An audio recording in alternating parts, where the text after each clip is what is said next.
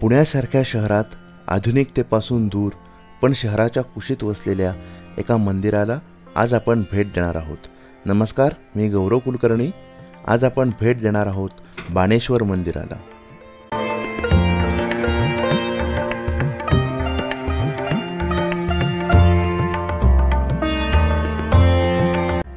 हे मंदिर पुण्याच्या बाणेर या भागामध्ये असून मंदिराचे लोकेशन डिस्क्रिप्शनमध्ये नमूद केले आहे। बाणेश्वर मंदिराच्या अगदी बाजूलाच नवीन असे सरस्वती ज्ञान मंदिर बांधलेले आहे।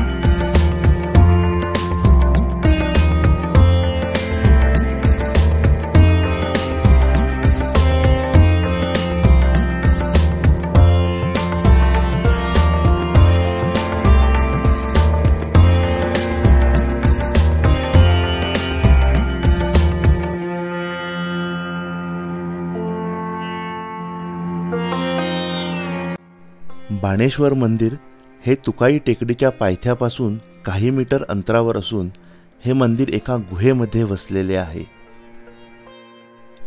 तुकाई देवी मंदिराकडे जाणाऱ्या पायऱ्यांच्या मार्गावर उजव्या बाजूस हे मंदिर वसलेले आहे।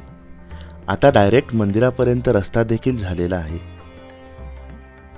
आता आपण डायरेक्ट झालेल्या रस्त्याच्या मार्गे वरती आलो आहोत। वरून आलेल्या मार्गाने मंदिरात जाण्यासाठी हे प्रवेशद्वार आहे।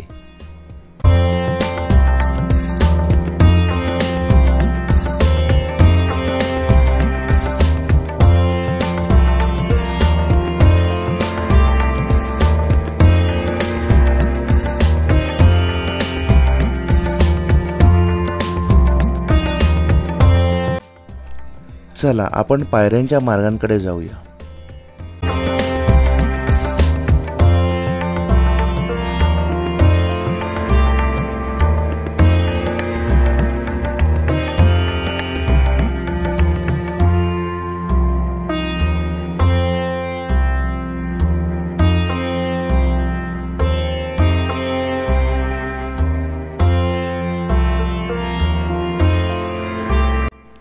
हा डोंगराच्या पायथ्यापासून तुकाई देवीच्या मंदिराकडे जाण्याचा मार्ग असून या मार्गावर उजव्या बाजूस बाणेश्वर देवाचे मंदिर वसलेले आहे। या पायऱ्यांनी सरळ वर गेलो तर आपल्याला तुकाई मंदिराकडे जाता येते।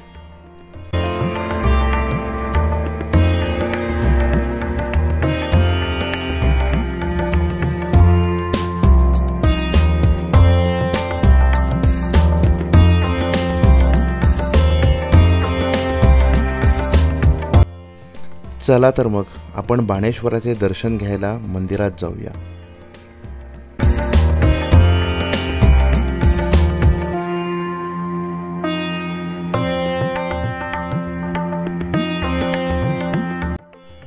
मंदिरातील उपलब्ध माहितीनुसार हे मंदिर पांडव निर्मित असून येथे पांडवांनी अज्ञातवासात असताना वास्तव्य केलेले आहे अशी आख्यायिका आहे।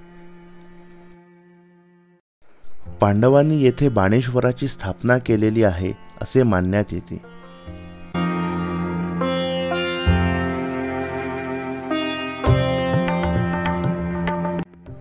पुरातत्व खात्याच्या माहितीनुसार हे मंदिर इसवी पूर्व 1200 सालातील आहे। हे मंदिर पूर्णतः गुहेच्या आतमध्ये कोरीव काम करून बांधण्यात आलेले आहे। मंदिरात प्रवेश करताना उजव्या बाजूस आपणास काही विरगळा पाहायला मिळतात। या विरगळा साधारणतः इसवी सन पूर्ण 12व्या शतकातील आहेत।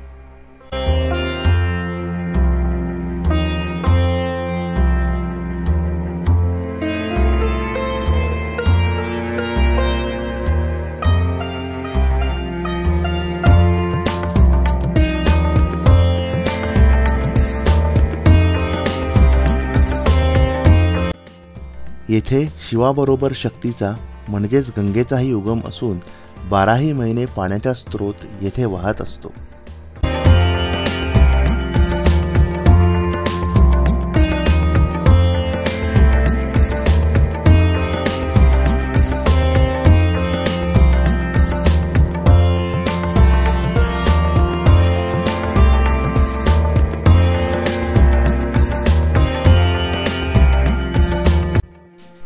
मंदिरात आपल्याला उत्तम अशी नंदीची मूर्ती पाहायला मिळते.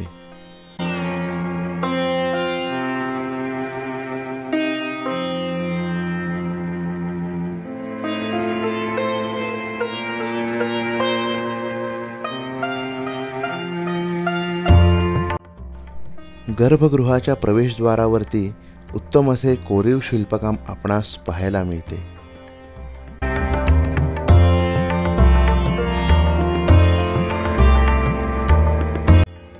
हे आहे बाणेश्वर महादेवाचे शिवलिंग.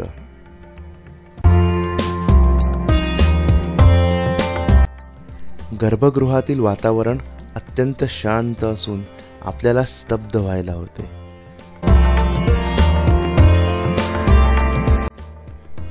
बोला हर हर महादेव.